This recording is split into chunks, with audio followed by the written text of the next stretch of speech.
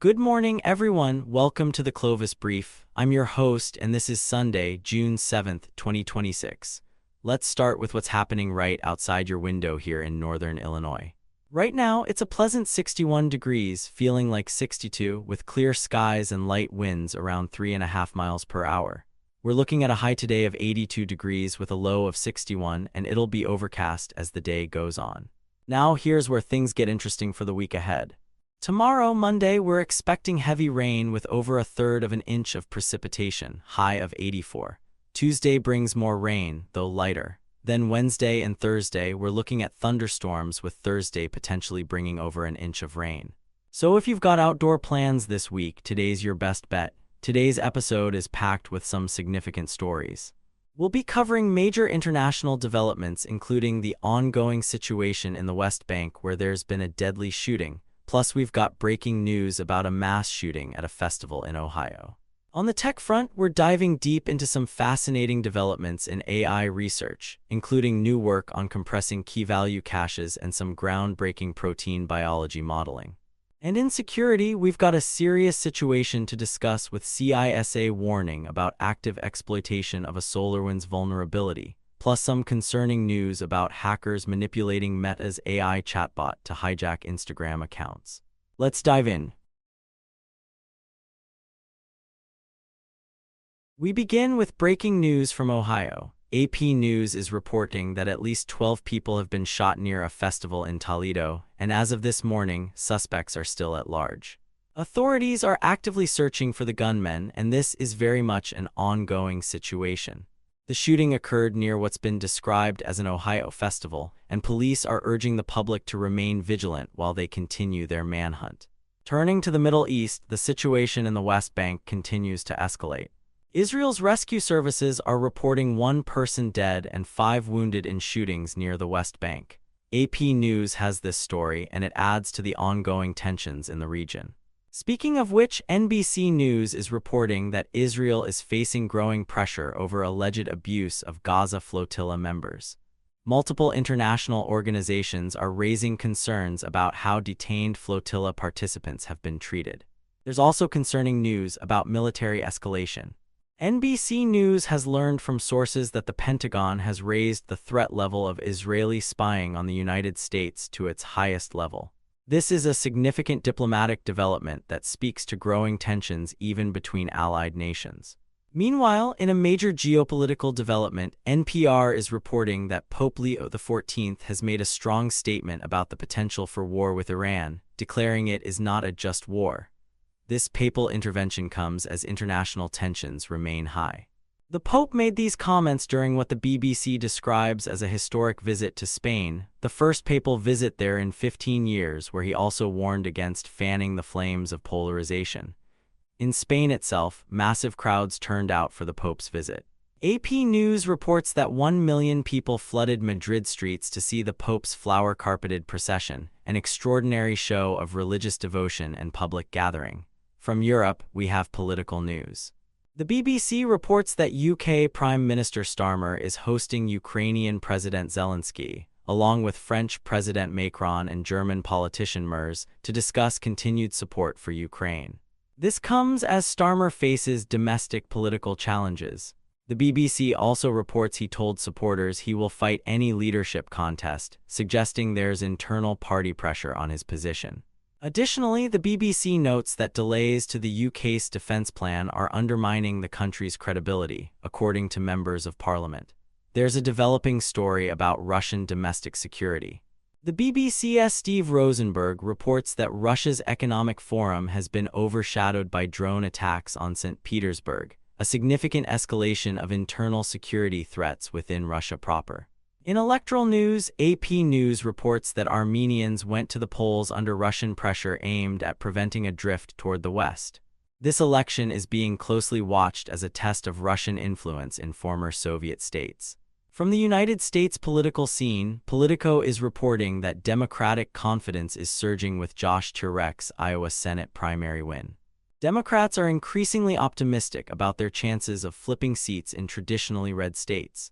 Meanwhile, The Hill reports that Rob Sand is preparing to rally in Iowa for the governor bid with Kentucky Governor Andy Beshear, a Democrat who has successfully governed a red state and is being deployed to help in other competitive races.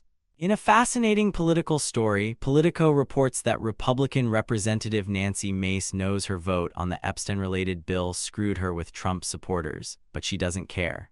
This speaks to the ongoing tensions within the Republican Party about loyalty to the former president versus independent decision-making. PBS NewsHour has an interesting explainer on what's next for the war powers resolution on Iran, with PolitiFact providing analysis on the constitutional and practical implications of this legislation. NPR has a concerning story about changes to U.S. foreign aid and how AIDS workers in Africa felt the impact when that aid changed. This illustrates the real-world consequences of policy shifts in Washington on global health programs. In legal news, Bleeping Computer reports that a dark web nemesis market vendor has received 26 years in prison for selling drugs. This represents a significant law enforcement victory in the ongoing battle against dark web marketplaces. Now for a quick business headline to close this segment. Bloomberg is reporting that the European Central Bank is stepping up as the G7's lead hawk with an interest rate hike primed. This is a significant shift in monetary policy as the ECB moves to combat inflation while other central banks, including the Federal Reserve, are holding rates steady. Bloomberg also notes that OpenAI is readying a super app pivot ahead of a planned IPO, according to the Financial Times, which would represent a major strategic shift for the AI company. Let's bring it home with what's happening right here in Chicago and across Illinois. WGN News Chicago is reporting a tragic story from the South Side. A bicyclist who was hit and killed by a vehicle has been identified as a Chicago Department of Transportation employee. This loss is being felt deeply within the city's infrastructure community, as colleagues mourn the death of one of their own who was working to make Chicago's streets safer. The details of the crash are still under investigation, but it's a stark reminder of the vulnerability of cyclists on our roads. In another heartbreaking story, WGN reports that loved ones are mourning the loss of Chef Isaac Bradley, co-owner of Chemistry Steakhouse, after a deadly shooting. Bradley was a well-known figure in Chicago's culinary scene, and his death has sent shockwaves through the restaurant community. Friends and colleagues are remembering him as a talented chef and entrepreneur who contributed significantly to the city's dining culture. There was a violent incident overnight in the northwest suburbs. WGN News reports that a shooting suspect was fatally shot by police overnight in Carpentersville. A large police presence was reported in the area, and details are still emerging about what led to the confrontation. The investigation into the officer-involved shooting is ongoing. On the southwest side, WGN is reporting that a 25-year-old man was shot and killed. The circumstances around this shooting are still being investigated, and it adds to Chicago's ongoing struggle with gun violence across the city. In a bizarre accident story, the Chicago Fire Department responded to a crash where a car crashed into a Chipotle on the southwest side, sending 6 people to the hospital. WGN has this story, and thankfully, while there were injuries, authorities say none appear to be life-threatening. It's unclear what caused the vehicle to crash into the restaurant, but the investigation is ongoing. Now for some sports news that has major regional implications.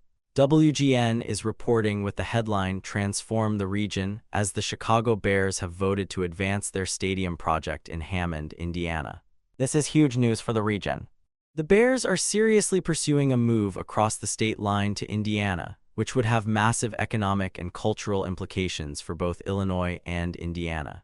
The Hammond Stadium project represents a potential departure from Chicago proper after over a century, and it's generating intense debate about the future of one of the NFL's most storied franchises and its relationship with the city of Chicago. Now we move into the technology segment, and there's a tremendous amount to cover today, so let's dive right in. Starting with some exciting news from the competitive programming world, the International Obfuscated C Code Contest has announced its 2025 winners.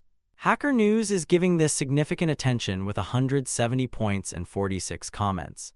The IOCCC, for those unfamiliar, is an annual competition that celebrates the art of writing deliberately obscure, convoluted C code that still functions.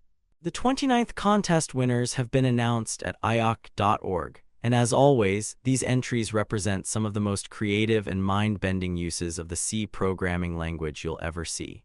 Lobsters is also covering this with their community discussing the winners. There's fascinating research on optimizing AI systems.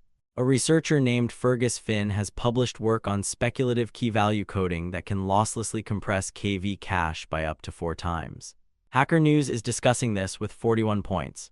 For context, the KV cache is a critical component in transformer models that stores key-value pairs during inference, and it's one of the major memory bottlenecks in running large language models.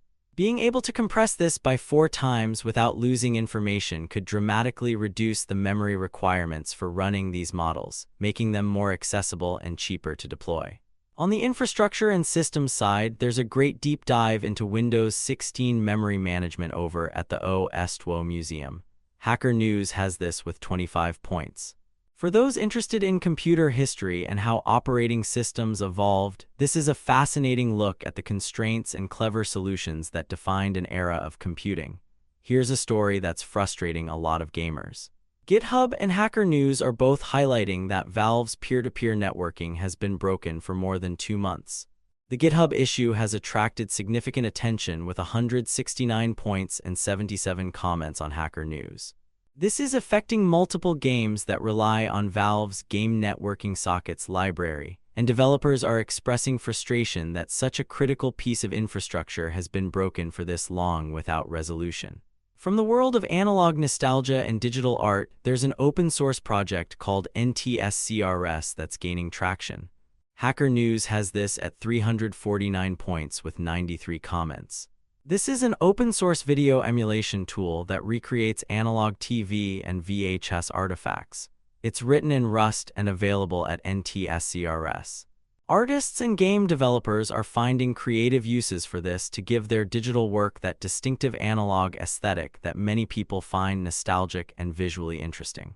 On the development tools front, Symbolica 2.0 has been released. Hacker News is discussing this with 89 points. Symbolica provides programmable symbols for Python and Rust, and this represents a significant update to the computer algebra system. Version 2.0 includes performance improvements and new features for symbolic computation. There's an interesting story about design workflows evolving with AI. Hacker News has 167 points and 134 comments on a blog post from Jane Street titled, "I design with Claude more than Figma now." This is indicative of a broader shift where designers are increasingly using large language models and AI coding assistants to prototype and iterate on designs through code rather than traditional design tools. The discussion in the comments is particularly interesting, with designers debating the merits and limitations of this approach. The public domain image archive is getting attention on Hacker News with 127 points. This resource at pdimagearchive.org is a curated collection of public domain images, which is valuable for creators who need royalty-free imagery for their projects. OpenAI has published a significant piece about what they're calling harness engineering and leveraging codecs in an agent-first world. Hacker News has this at 200 points with 127 comments. This discusses how code generation and AI agents are being integrated into professional software development workflows and what that means for how we structure engineering teams and processes. There's an intriguing cultural analysis piece on Hacker News with 70 points about how liminalism became the defining aesthetic of our time. Hyperallergic published this piece exploring liminal spaces, that sense of in-betweenness and transition that has become such a dominant theme in contemporary art and internet culture. Moving into low-level systems programming, LWN has published a deep technical article titled Moving Beyond Fork Plus Exec that's getting attention on both Hacker News with 303 points and Lobsters with 14 points. This discusses potential alternatives to the traditional Unix process creation model, which has been the standard for decades. The comment discussions are highly technical, with systems programmers debating the merits of various approaches and the challenges of changing such fundamental operating system primitives. Lobsters is highlighting a piece titled To My Students from a computer science educator at Hendrix College. This reflection on teaching programming and computer science has resonated with educators in the community, scoring 63 points. There's a performance-focused article that caught attention on Lobsters with 68 points. Life is too short for a slow terminal.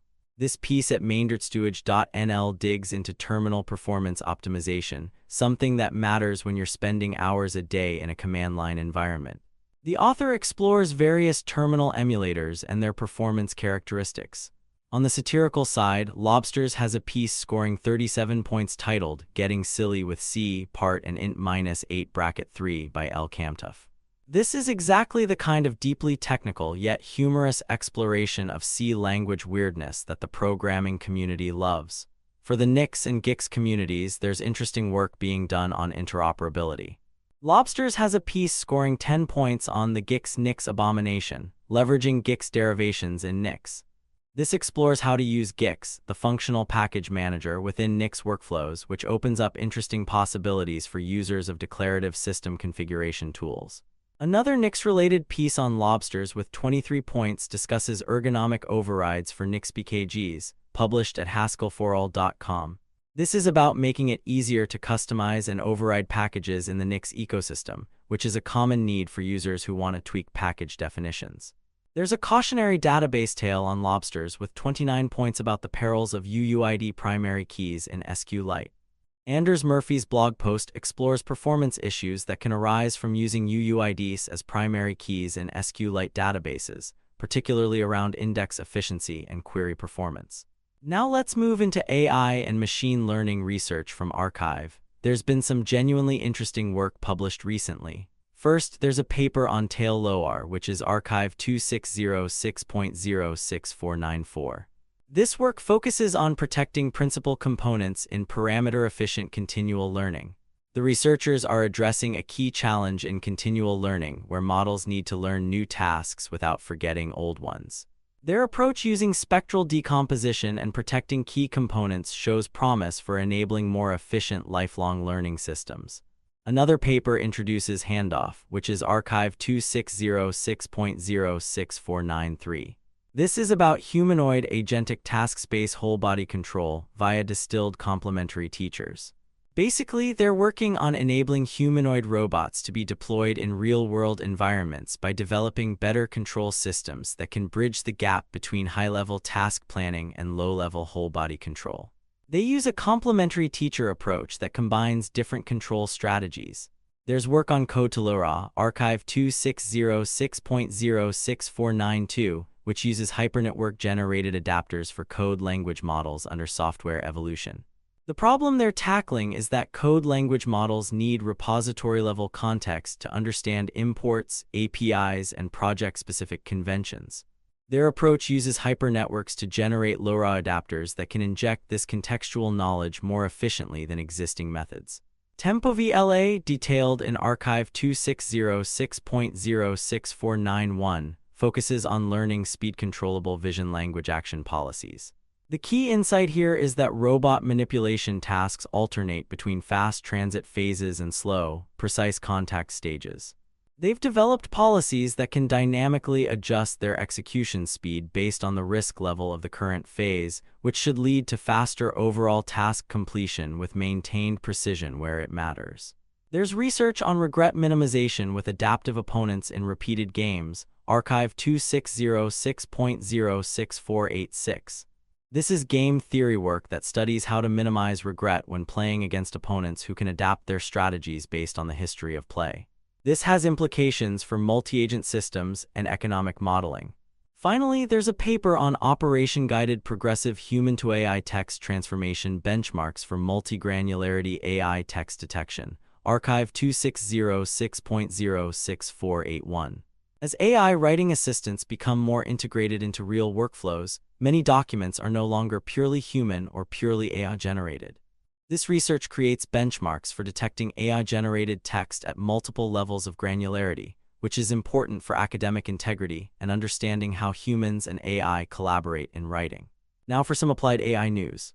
BioHub has released what they're calling a world model of protein biology. Hacker News has this at 82 points. This is significant because understanding protein structure and function is fundamental to biology and drug discovery. A comprehensive model that can predict protein behavior could accelerate research across numerous fields. Looking at theoretical computer science, Stephen Wolfram has published a piece called Games Between Programs. The ruleology of competition. Hacker News has this with 8 points. Wolfram is exploring what happens when you think about programs competing with each other in game-theoretic scenarios, which ties into his broader work on computational universality and complexity. There's also an interesting article titled Arithmetic Without Numbers: How LLMs Do Math at alvaro-vidla.com. Hacker News has this with 26 points. This interactive article explores the internal mechanisms by which large language models perform arithmetic, which is fascinating because these models weren't explicitly programmed to do math but learned it from patterns in their training data. On the infrastructure front, let me highlight what's available from Ahead Inc. They've published several significant resources. There's work on production inference in the enterprise.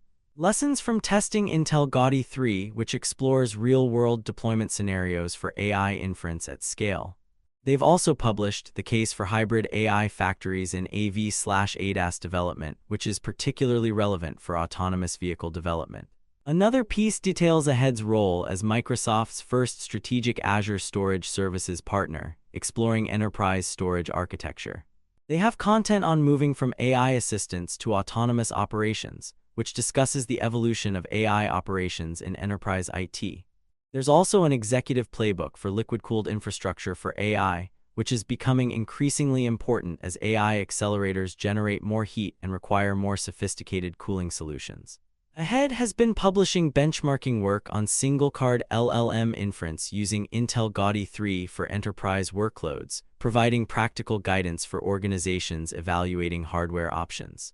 They also covered ServiceNow Knowledge 2026, analyzing what actually matters from that conference for IT operations professionals. In Materials Science News, Chemistry and Engineering News, as reported on Hacker News with 84 points, has a story about introducing boron buckyballs. Researchers have disproved the theory that Beatty cages can't be made. This is exciting because buckyballs, typically made of carbon, have unique properties, and boron versions could have different and potentially useful characteristics for materials science applications. Looking at GitHub trending repositories, there's activity around CopilotKit, which is a framework for building AI copilots, MemPalace for memory management, and Daniel Miessler's personal AI infrastructure project is gaining traction along with plugins for OpenAI. The Svelte JavaScript framework and various agent-related repositories are also trending. Now for our security briefing, and we've got some critical vulnerabilities to discuss along with several significant security stories. Let's start with the CISA Known Exploited Vulnerabilities Catalog. CISA has added several critical vulnerabilities this week that require immediate attention.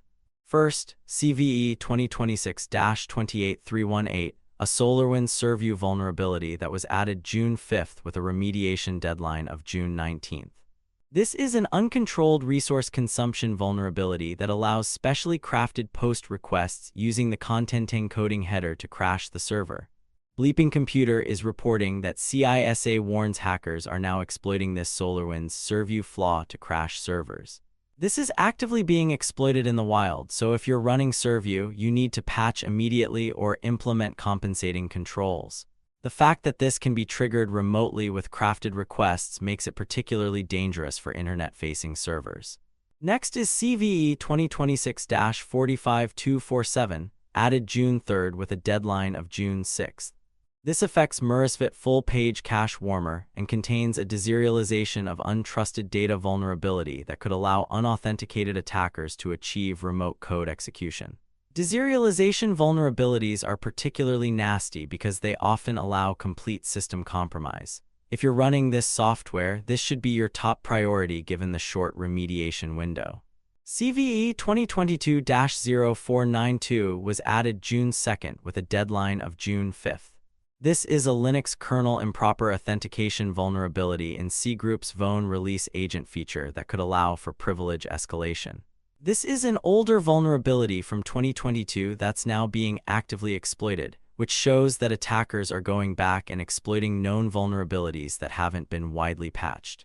CVE 2025-48595, also added June 2nd with a June 5th deadline, affects Android framework. This integer overflow vulnerability allows for code execution that could allow for local privilege escalation.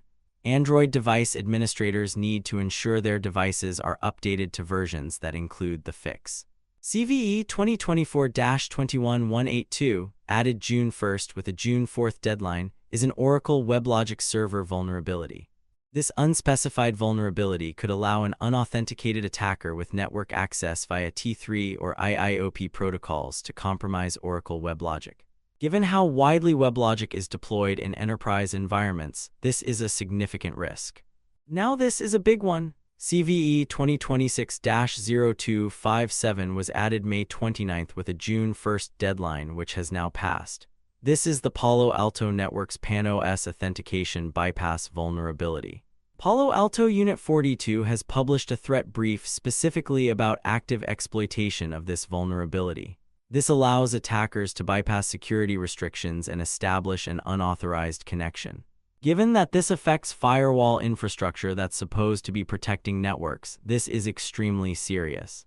Unit 42's threat brief provides detailed indicators of compromise and remediation steps. If you're running PAN-OS, you need to patch immediately if you haven't already, and you need to check for signs of compromise. CVE 2026-48027 and CVE 2026-45321, both added May 27th with June 10th deadlines, are related to supply chain attacks on NPM. The first affects NX console, where malicious code was embedded in the VS Code extension. The second affects TANstack, where malicious versions were published to NPM to steal credentials. This represents a serious supply chain threat, and Palo Alto Unit 42 has been tracking the NPM threat landscape closely with updated research as of June 2nd. CVE 2026-8398, added May 27th with a May 30th deadline, affects Daemon Tools Lite. This is an unspecified vulnerability with high impact on confidentiality, integrity, and availability. Finally, CVE 2026-48172, added May 26th with a May 29th deadline, is a privilege escalation vulnerability in Lightspeed cPanel plugin. This is exposed via the userend cPanel plugin and can be abused by any cPanel user. Beyond CISA's catalog, let's cover other critical security news. Bleeping Computer is reporting that a critical Everest Forms Pro flaw is being exploited to take over WordPress sites. This is actively being used in the wild, and WordPress administrators running this plugin need to update immediately. There's a concerning story about suspicious polyfill login prompts appearing on major websites. Bleeping Computer reports these prompts have shown up on Toshiba and Muji websites. This could be indicative of a supply chain compromise or injection attack targeting the polyfill CDN service that many websites rely on for JavaScript compatibility. Bleeping Computer has another significant story about Chinese apt groups deploying new malware to maintain access to hacked networks. This speaks to the ongoing challenge of advanced persistent threats that establish multiple footholds in compromised networks to maintain access even after initial entry points are discovered and remediated. In infrastructure security, Bleeping Computer reports that over 900 U.S. gas station tank gauge systems are exposed to attacks. These are industrial control systems that monitor fuel levels, and their exposure to the internet without proper security controls represents a significant critical infrastructure vulnerability. There's also a piece from Bleeping Computer about what the 2026 DBIR confirms: attacks are living in the browser. This analysis of Verizon's data breach investigations report shows that browsers have become a primary attack vector, which makes sense given how much work now happens in web applications. Cisco has warned of an unpatched SD-WAN 0-day being exploited in attacks. Bleeping Computer reports that this new Cisco SD-WAN flaw is being exploited in 0-day attacks to gain root access. This is particularly concerning because SD-WAN infrastructure is critical for many organizations' network connectivity, and root access means complete compromise of these devices. Krebs on Security has an alarming story about hackers using Meta's AI support bot to seize Instagram accounts. Brian Krebs reports that attackers found ways to manipulate Meta's automated customer support systems powered by AI to gain access to accounts. This is a great example of how AI systems can introduce new attack vectors when they're given powerful capabilities but don't have adequate safeguards. Schneier on Security also covered this story, discussing the hacking of Meta's AI chatbot. Krebs on Security also reports that the Netherlands seized 800 servers and arrested 2 individuals for aiding cyberattacks. This is a significant law enforcement action that disrupted infrastructure being used for various forms of cybercrime. There are multiple stories about CISA itself having security issues. Krebs on Security reports that lawmakers are demanding answers as CISA tries to contain a data leak. In a separate incident, Krebs reports that a CISA administrator leaked AWS Gov Cloud keys on GitHub, which is particularly embarrassing for the agency responsible for coordinating cybersecurity across the federal government. Krebs also has coverage of the alleged Kimwolf botmaster known as Dort being arrested and charged in both the US and Canada. This represents significant international cooperation in taking down botnet operators. Bruce Schneier has several interesting security pieces. Beyond the Meta chatbot story, he's written about an AI worm, discussing how worms could propagate through AI systems. He also covered how AI was used to decrypt medieval ciphers, showing interesting applications of machine learning to historical cryptography. Schneier has a piece on the intersection of encryption and AI, exploring how these two fields are increasingly interacting.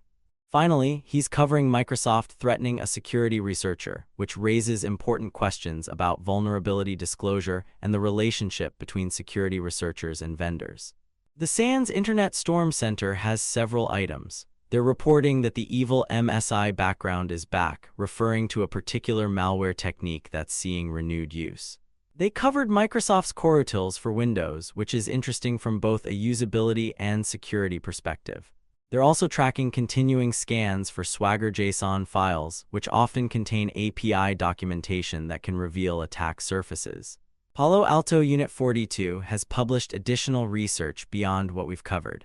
They have a piece on Operation Flutterbridge, a macOS malvertising campaign spreading a new Flutter shell backdoor. They've published analysis of the 2026 World Cup attack surface, which is timely given the tournament is ongoing. And they have research on the evolving cyber extortion economy, tracking how ransomware and extortion techniques are developing. Beyond the PAN-OS vulnerability we discussed, Palo Alto has issued several other security advisories.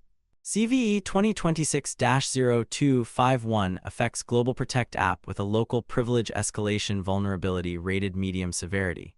CVE 2026-0250 is a buffer overflow vulnerability in Global Protect app during connection to portal or gateway, also rated medium. CVE 2026-0249 involves certificate validation bypass vulnerabilities in Global Protect app. And CVE 2026-0259 is an arbitrary file read and delete vulnerability in Wildfire appliance models WF-500 and WF-500B, rated medium severity. Let's move on to science and space, where there's some genuinely fascinating research to discuss. NASA's X-59 aircraft has flown supersonic for the first time. This is a major milestone in NASA's quest to enable quiet supersonic flight over land. The X-59 is designed to produce a quiet sonic thump rather than the loud sonic boom that's characterized supersonic flight and led to bans on supersonic flight over land. This first supersonic flight is a critical step toward validating the aircraft's design and eventually changing regulations to allow supersonic commercial flight over populated areas. NASA has announced the winners of the 2026 University Innovation Competition. This competition encourages students to develop innovative solutions to challenges in space exploration and aeronautics. The winning teams receive funding and support to further develop their concepts. There's important ongoing research related to the Artemis program.